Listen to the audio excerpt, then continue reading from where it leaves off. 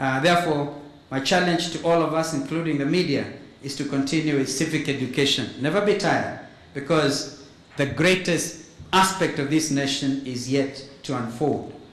Before I conclude my remarks, let me ask each one of us present here today to scale up our ambitions for a better, a friendlier, more receptive, and more prosperous Kenya.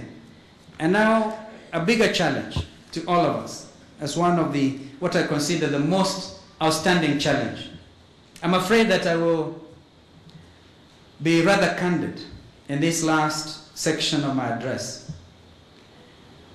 Any harmful matter that is swept under the carpet rather than confronted and resolved could lead to a bigger crisis in the future.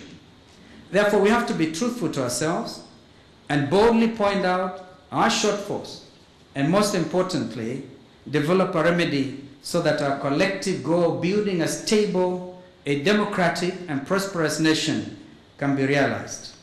The success of the mammoth reforms that you're undertaking hinges on the degree to which all Kenyans debunk dishonesty and embrace truthfulness.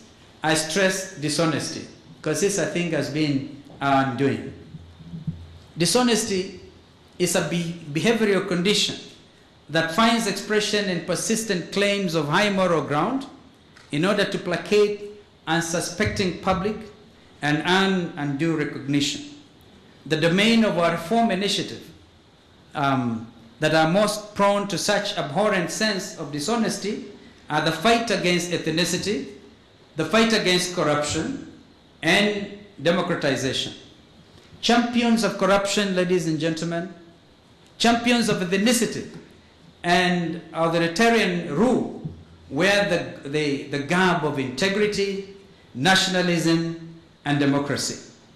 This way, the reform agenda becomes convoluted, and genuine forces of integrity, nationalism, and good governance could be outstripped by the forces of propaganda and the forces of manipulation. Optimal balance between political and economic reforms is a precondition for success on both dimensions. We have and continue to move well on the path of political reforms that we actually now call Project Kenya. It must be borne in mind that democracy is the best system of government to the extent that it engenders freedoms, stability, and legitimacy of our institutions and processes of governance. Nevertheless, this system of government has to be safeguarded and nourished. The most effective means for safeguarding democracy is the attainment of a high level of social and economic development, in short, eradication of poverty and the creation of wealth for all of our people.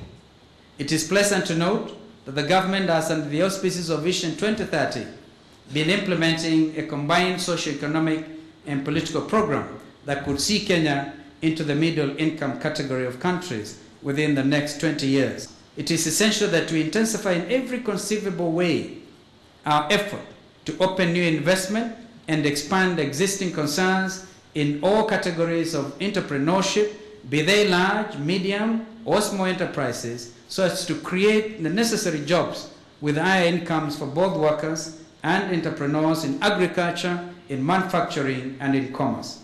The realization of this objective requires appropriate incentives for entrepreneurship, notably suitable credit facilities, as I alluded to earlier, with regard to youth and women, viable commodity markets, supportive infrastructure, adequate human capital, and efficient low cost of doing business in this country. Eradication of poverty in Kenya is therefore the most urgent business. Finally, our nationhood, our peace, and our security are sacrosanct.